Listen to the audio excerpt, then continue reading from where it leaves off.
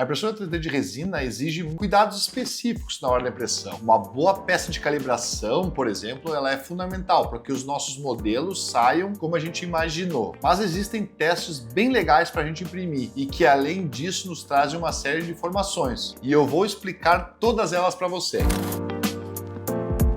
Provavelmente todo entusiasta da impressão 3D ele imprime peças de calibração com bastante frequência. No entanto, todos eles geralmente acabam no lixo, porque essas impressões de teste são técnicas e bem feias. Mas a Mera Labs criou uma peça de calibração para impressora 3D de resina que não apenas vai aliviar o estresse da solução de problemas da nossa impressão 3D, mas também vai produzir essas impressões de alta qualidade e muito bonitas, para a gente guardar ou dar de presente para algum amigo. Desta vez, vamos apresentar a impressão de teste chamada Mera Labs Town. Ela foi projetada especificamente para testar materiais de modelagem, ou seja, impressões de modelos complexos e que tem uma alta resolução. Essa impressão de teste vai nos ajudar a descobrir os melhores recursos da sua impressora e as resinas de impressão 3D. O primeiro teste que a gente vai fazer é um teste de viscosidade, que vai verificar se as lacunas foram bem lavadas na hora da nossa pós-cura. Se a gente vai achar algum resíduo de resina entre esses prédiozinhos.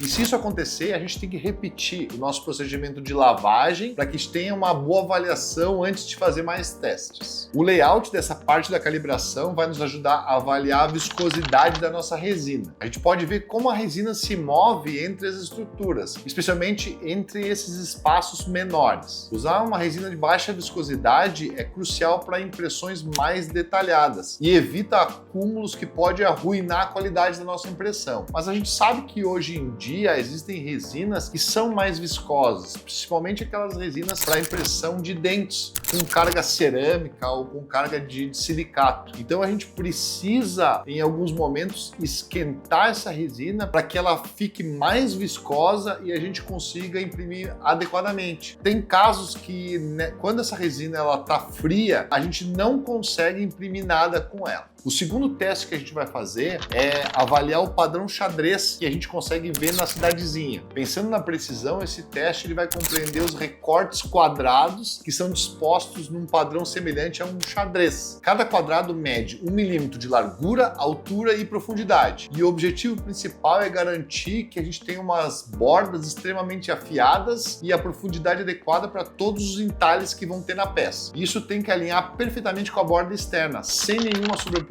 entre esses recortes. E por que esse teste é tão importante? Ele serve como um indicador bem confiável se as nossas impressões estão subexpostas ou sobreexpostas. Uma superexposição é evidente por meio de espaços mais estreitos entre os quadrados, enquanto uma subexposição resulta num efeito oposto. Para encontrar o equilíbrio, a gente precisa diminuir a exposição se os espaços forem muito estreitos e aumentar essa exposição se eles forem muito largos. A terceira avaliação a gente vai fazer na largura mínima de abertura. Esse teste de largura ele contém um conjunto de slots com larguras de 0,1 a 1 milímetro, que estão projetadas para descobrir vários problemas da impressão 3D. O objetivo é cortar todos os slots do modelo impresso. Se o resultado não for o desejado, ou seja, os slots estão fechados ou abertos, há vários pontos que você deve verificar. Se você possui uma impressora DLP, convém corrigir o foco do sistema óptico. A resina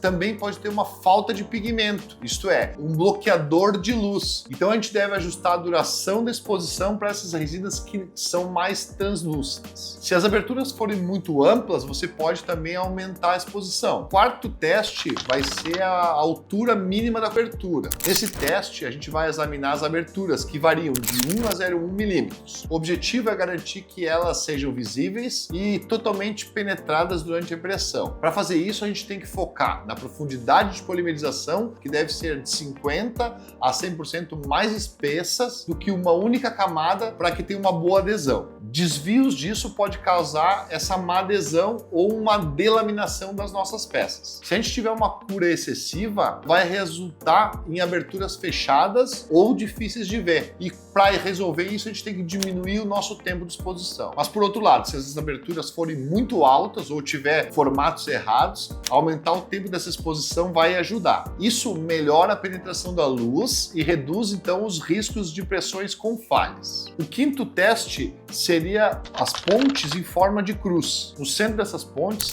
a gente tem dois pilares e cada um com um diâmetro de 0,5 milímetro. Esses pilares se cruzam no centro de um recorte circular e o objetivo é atingir uma formação de cruz limpa, sem falhas visuais e que tenha uma passagem de luz, não tenham inconsistências dimensionais, lacunas ou rachaduras. Esse teste ajuda a gente a avaliar a capacidade da nossa impressora de imprimir secções transversais e alguns detalhes angulares com grande precisão. Além disso, ajuda a determinar se a impressão está subexposta ou sobreexposta. Se os pilares parecerem muito grossos, reduza o tempo de exposição. E por outro lado, a gente pode aumentar esse tempo se os pilares forem muito finos. O outro teste seria da torre de antena. Esse teste vai verificar a resistência à tração da nossa resina e vai detectar uma subexposição. Se a antena ela aparecer muito fraca ou mal impressa, a nossa resina pode estar muito mole para pequenos detalhes ou exposta inadequadamente. Para corrigir isso, a gente tem que aumentar a exposição ligeiramente até que essa impressão pareça correta. Um outro fato interessante é que na primeira versão da parte da calibração do Amera Labs tal, essa antena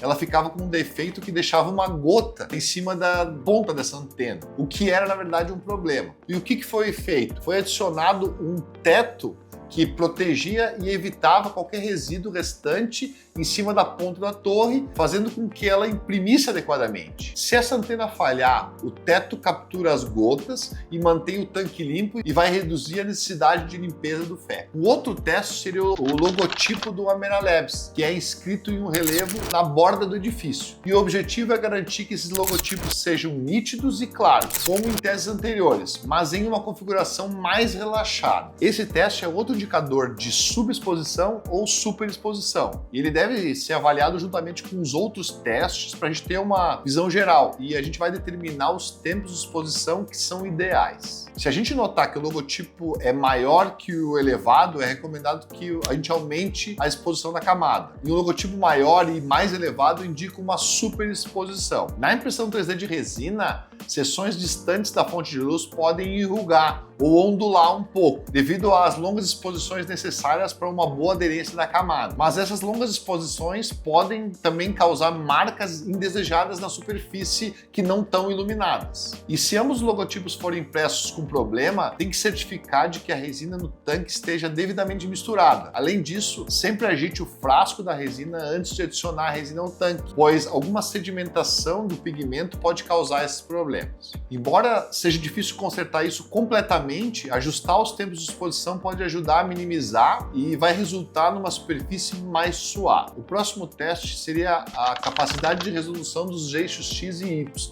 Esse teste é feito a partir de elementos cilíndricos e quadrados de vários tamanhos, visa produzir todas as saliências. Ele fornece uma medida de resolução X e Y do sistema e permite que a gente identifique o menor recurso possível, examinando de perto os resultados com uma lupa ou até com um microscópio. No entanto, é essencial a gente considerar as propriedades do material e a concentração desse pigmento, pois eles vão influenciar no nosso resultado. Nem todas as impressoras elas podem produzir todos os elementos, resultando no objetivo real, para a gente entender a capacidade do sistema de imprimir pequenos recursos. As resinas que têm muito pigmento, elas podem espalhar luz e resultar em poucos ou nenhuma borda. Assim, embora esses testes vão oferecer insights bem interessantes, para a gente conseguir bons resultados depende da seleção da resina certa e do ajuste dessas configurações de impressão para cada resina que a gente utilizar. Além disso, tem que considerar ajustar os tempos de exposição, aumentando se as saliências parecerem inchadas e diminuindo se elas parecerem muito pequenas ou não forem impressas. O próximo teste é um teste 3D de aprofundamento alternado das placas. Esse teste ele apresenta um círculo segmentado com profundidade variando entre 0,025 e 0,2 milímetros e incrementos de 0,025 milímetros. O objetivo é garantir a visibilidade clara de cada segmento e as transições entre eles que sejam suaves. Isso tem que ser semelhante a modelos da vida real, como modelos que a gente faz de dentes. Ele também avalia a precisão e a consistência da impressora em diferentes profundidades, aumentando gradualmente a profundidade desses segmentos. E a transição entre eles, dos rasos aos profundos, mostra a capacidade da impressora de reproduzir os detalhes menores com grande precisão.